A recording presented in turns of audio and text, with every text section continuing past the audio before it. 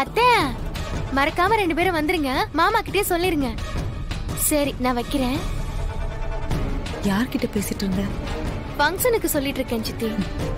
சரி, அதெல்லாம் அப்புறம் சொல்லிக்கலாம். கிளம்பு. எங்க? கோயிலுக்கு. கோவிலுக்கா?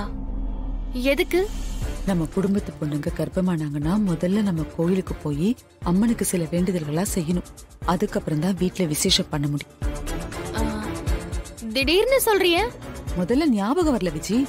நீ திடீர்னு தானே கர்ப்பமா இருக்கிற விஷயங்களுக்கு தெரிஞ்சது. அதுவும் இல்லாம திடீர்னு நீங்க வந்து ஃபங்க்ஷன் வேற வைக்கணும்னு அண்ணன் கிட்ட கேட்டுட்டீங்க.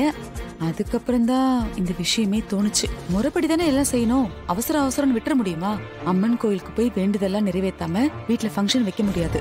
அதை செஞ்சாதான் எல்லாம் நல்லபடி நடக்கும். கிளம்புங்க, நேரமா போயிட்டு வந்துடலாம். விஜய் என்ன பாக்குற?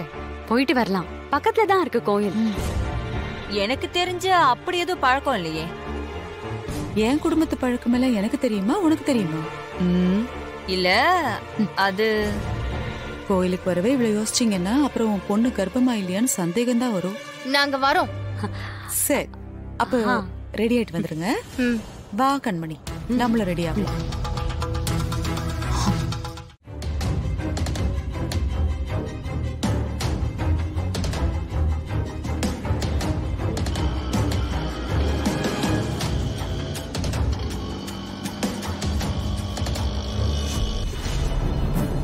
தாசு, சொல்லுங்கம்மா. கொஞ்சம் சீக்கிரம் போப்பா. சரிம்மா. 9ல இருந்து 10:30 அதான் நல்ல நேரம். அதுக்குள்ள எல்லா வேண்டுதலும் செஞ்சாகணும். சரிம்மா, போயிடலாம்.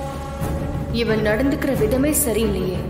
முதல்ல வந்து என்னை திட்டினா, நான் நடிக்கிறேன்னு சொன்னா, இப்ப நான் கர்ப்பமா இருக்கேன்னு சாமி கும்பிட கூட்டிட்டு போறேன்.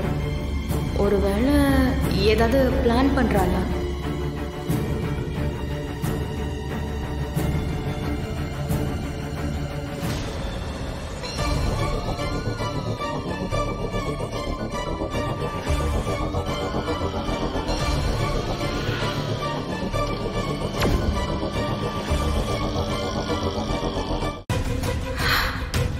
இவங்க எதுக்கு பின்னாடி ஃபாலோ பண்ணிட்டு வராங்க?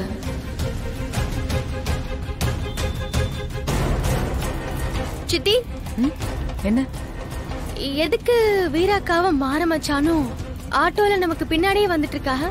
கோயில நமக்கு ஒத்தாசையா இருக்கிறதுக்காக நான் தான் அவங்கள வர சொன்னேன். உனக்கு என்ன பிரச்சனை? ஆஹா, ஒன்னும் இல்ல. வரட்டும். கண்டிப்பா ஏதோ பிளான் பண்ணுதுங்க. என்ன பண்றது?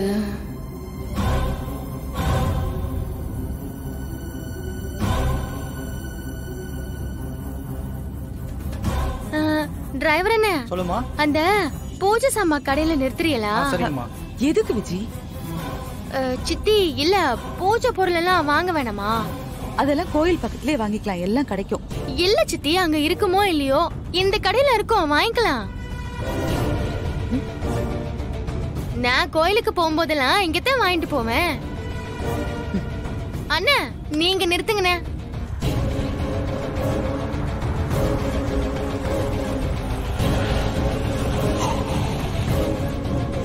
சித்தி, நீங்க போய் வாங்கிட்டு வரீங்களா? நானா? ஆமா சித்தி, உங்களுக்கு தானே என்னென்ன பூஜை செய்யணும்னு எல்லாம் தெரியும். அதுக்காகத்தான் சொல்றேன்.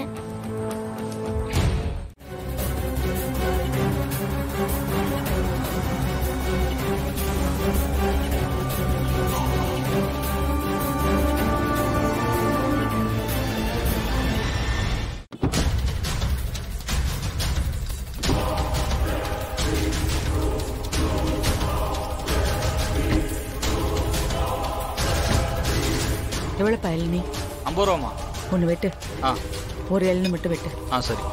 சித்தி, நீங்க யாரும் குடிக்கலையா? வேணாம், நீ குடி. உங்களுக்கு? வீரா,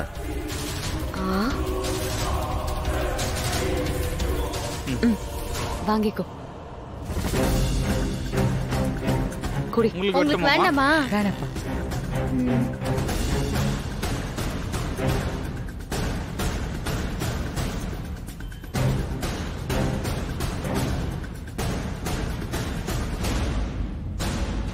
எப்படியாவது டைம் ஓட்டணும்.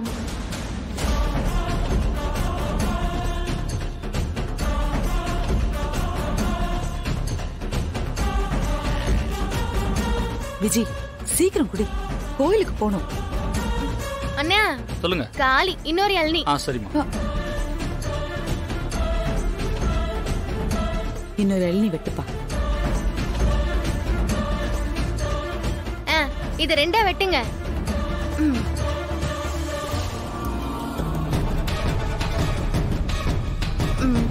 சித்தி நீங்க குடிக்கலையா? எனக்கு வேண்டாம். நான் மட்டும் குடிச்சிட்டு இருக்கேன், நீங்க எல்லாம் வேடிக்கை பார்த்துட்டு இருக்கீங்களே.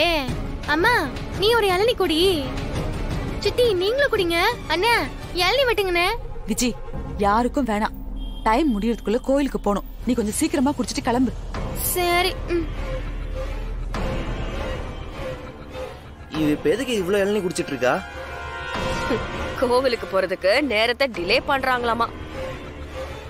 அதையே இவ பண்ணணும். ஒருவேளை டவுட் வந்திருக்குமோ? தெரியலையே.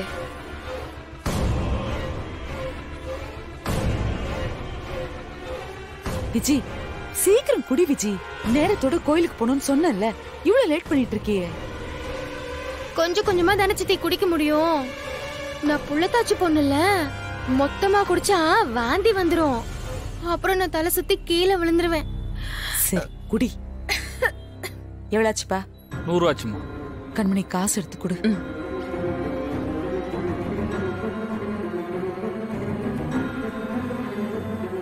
இந்தாங்க.